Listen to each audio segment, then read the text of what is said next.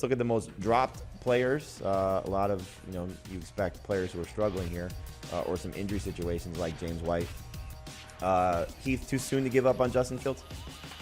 I did not want to drop him. I did everything I could to not drop him. I understand if he's your backup quarterback and you wanted to go get Chuba Hubbard, that makes sense. But I'd like to see him against the Lions first.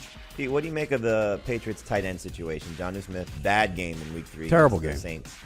But we know they paid him a lot of money. They paid Hunter Henry a lot of money, too. Do you see maybe Henry now taking over the lead tight end role there for New England?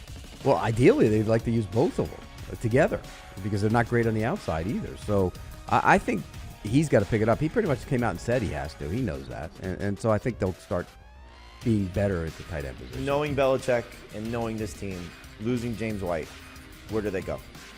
Do they go more to Jacoby Myers as a short area target? Do they go more to maybe one of the other 3 backs not named Damian Harris, Brandon Bolden, who's a special teams guy, J.J. Taylor?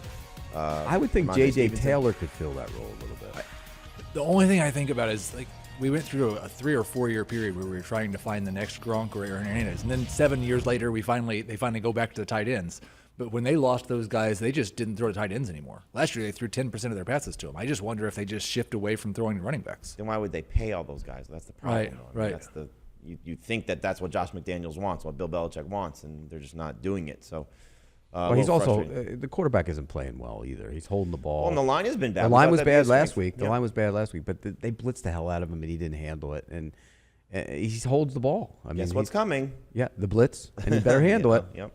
Bounce back performance for the Bucs DST is sure in order. All right, let's go.